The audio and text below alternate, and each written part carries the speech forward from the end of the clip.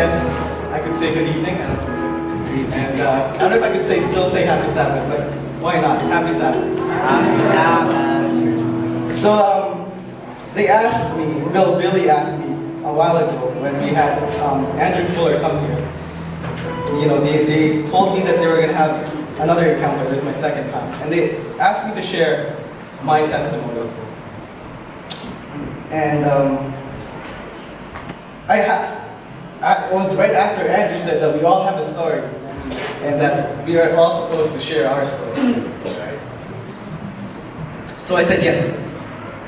See, my testimony of my true, I say, conversion happened almost a year ago. It was June 20th, last summer. I was a very, very different person back then.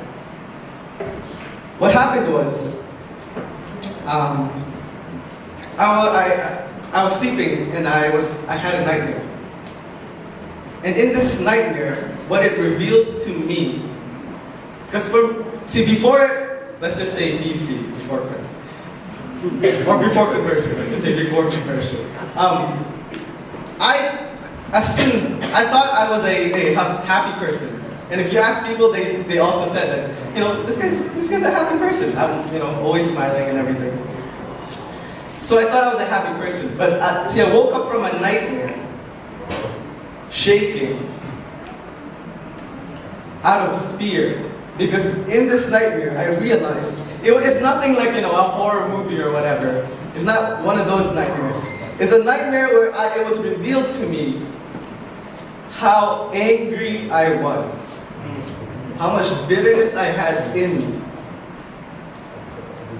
You see, what I was actually doing, I had a mask on, that I was happy. I didn't even know that I wasn't happy. I didn't even know that I was angry. See, I was subconsciously shoving everything that happened to me, the negative things that would happen to me, down. And I was putting it within this box. Let's just say, you know, this is AB's angry box.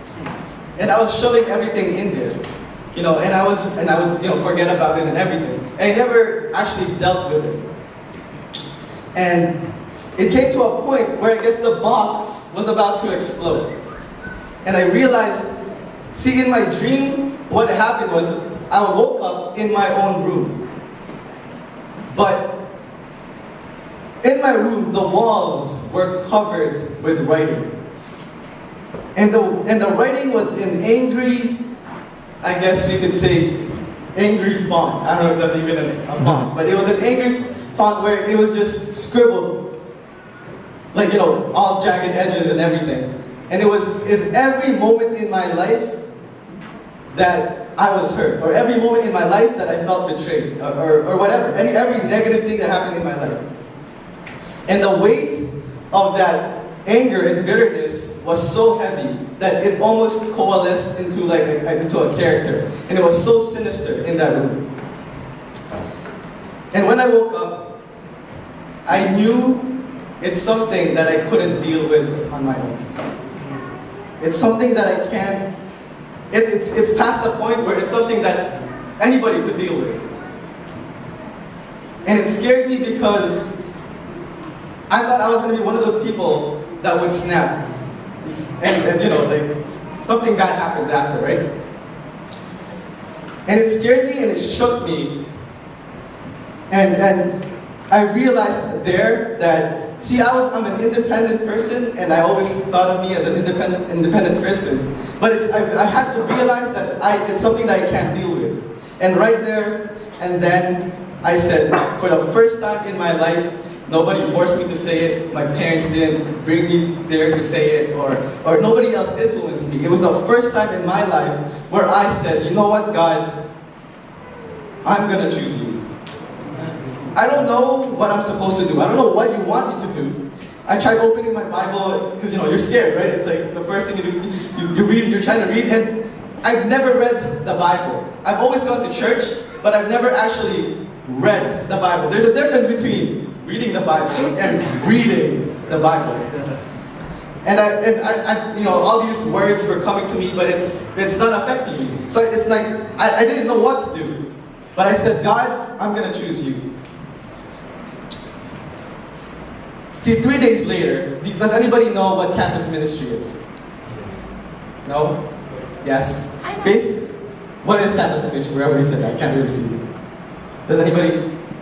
But it's basically an Adventist group in a secular university that is I guess, founded there so that they could, support the Adventist students that come to a secular university. Because, you could go to CUC, you could go to Andrews, and it's easy to keep your faith because everyone has your faith. But it's different when you're in a secular university and you have all these different, beliefs and ideas that, could confuse you and everything. So a campus ministry group is founded there for that purpose. And also, it's founded there so that they could spread the gospel to the other students, right? So there's this, in University of Toronto, Scarborough, there's this group called Advent Light. That's their campus ministry group. And they had a camping trip, right? It was a camping trip. And my brother AC, right? AC. I have an older brother named AA, just saying. My brother AC was part of that student group, of that campus ministry group. And he invited me to come with him, right? This was after this whole, God, I choose you. 3 days later, AC was telling me that they're going to have a camping trip, right? See, during this time, I was in the world, and my camping trips are a lot different than, like Christian camping trips. So I was like, he's telling me about this, campus ministry group and their camping trip, and I was making every excuse not to go because it's one of those camping trips.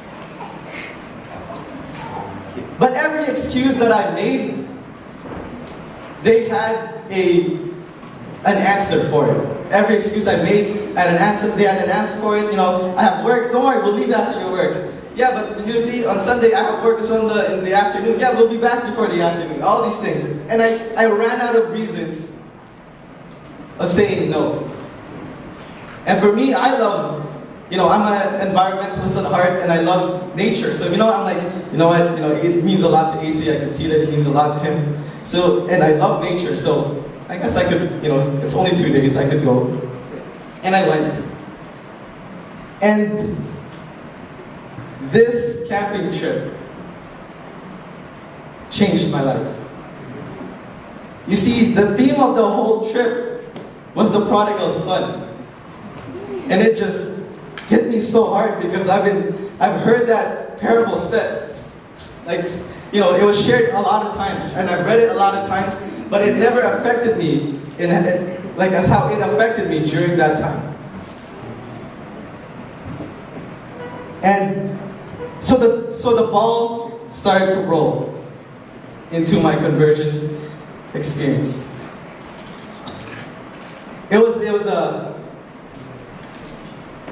Let's just say it was a month process. It started June 20th. And this group, what's so amazing about this group is that they embraced me into their flock. I don't go to UMT. During that time I went to Ryerson University, and now true, yes. And I transferred, to York.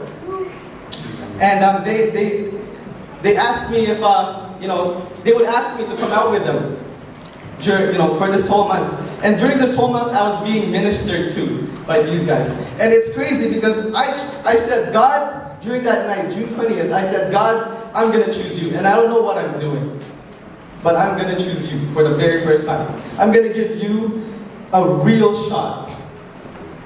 And the way God responded was that, AB, I know you don't know what you are doing, but I have people that do, and I will send them your way. And now, what happened was, now I'm convicted. I'm convicted of choosing Christ for this whole month. But I still couldn't. Let's just say if I was at the door of Philcan Church, I'm right there, and all I need to do is walk in, and for some reason, I can't walk in. I'm convicted and everything's pushing me there, but I still couldn't walk in. And the reason was because I thought that, see, I was baptized when I was 12, like a lot of people, but I've been rejecting him since I was 12. See, 12 years later, I'm at a point where, do I even deserve to walk through these doors? And it's come to a point where I feel like I need to let go of things. I need to stop this thing. I need to stop seeing this girl. I need to stop drinking this drink, and all these things, because I felt that I have to prove to him that I deserve his love. See, Pastor RJ came to me and said, "You know what, Amy? It seems to me that you're trying to win his heart. But the truth of the matter is that he loves you already. Amen. You don't have to earn his love." And see, the week later, does anyone know who David Asher is? David Asher, Pastor David Asher. Well, Advent Light was meeting up into our friend Cree's basement, and we watched a sermon. It was titled, "What Wondrous Love." And this sermon, the way it was, presented, just moved me. It blew all, the things that preconceived notions that I had of what I'm supposed to do, to earn God's love. That it's not about anything that I'm doing or I will do. It's about what God did already and is continuing to do in my life every day. And that there, it was, we were there, my friend Pastor Sheldon was there, and we were all watching this. And tears just started coming down my eyes. And I had to move to the back because, it's like, my boys can't see me crying. Right? But yeah, so I was there crying. I wasn't like sobbing, but one tear, guys, come on. But yeah, so I was there, and I finally understood how much I was worth. I was so angry because I was putting my sense of worth on other people. I was putting my sense of worth on the things that I'm doing or the things that I have achieved. I'm putting my sense of worth in myself. Like, I decide my sense of worth. You see, I was angry. I was angry at, my relationship just failed, just before that time. I had my heart broken. I had a dream, and I thought I was going, like what Kevin said, I had a plan. Yes. See, I had a plan. I had a dream of what I wanted to do, and it failed. And I realized that dream was not for me. I had, and during this dream, I had a bad relationship with my parents because I thought they were so unsupportive. So I was angry at my parents. Specifically, I was angry at my dad. But most of all, I was angry at myself because I had so many regrets and so many failures that, that I'm putting on me. I could have done better. I could have done this. I look back and I was so angry. But that doesn't even matter anymore when I understood how much I am worth to God. That my soul is worth infinite because the God that made me paid the infinite price for my soul. You see, I had this head knowledge of who God is. Right? I had an idea of how awesome and how powerful and how amazing He is. And that will buckle your knees if you see it. But it was the weight of His love and His mercy and His grace that drove me to my knees and surrendered myself fully at that moment after that sermon, saying, God, I surrender all. and it changed my life. I am so different from who I am. The priorities that I have, the way I look at people, the way I look at life, it's completely different. I am so fulfilled and so joyful. I could be angry, sad, happy on the surface because that's my emotion. But my joy is constant knowing that God loves me. And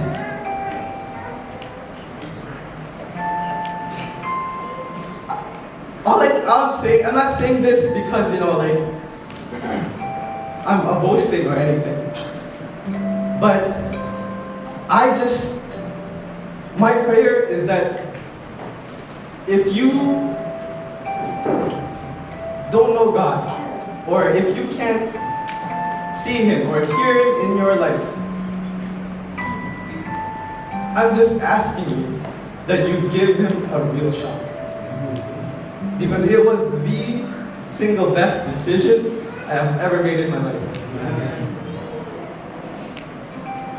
And looking back from where He took me to where I am at now, and where I could be, knowing that God is with me, it's amazing. And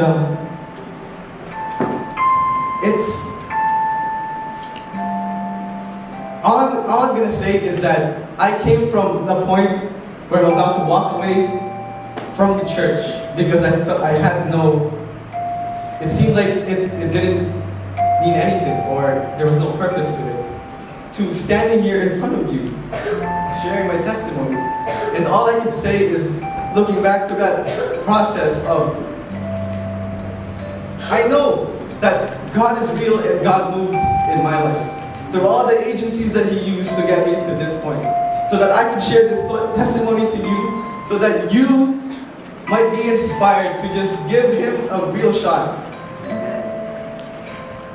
Because I know that He will bless you just as how He has blessed me. Thank you.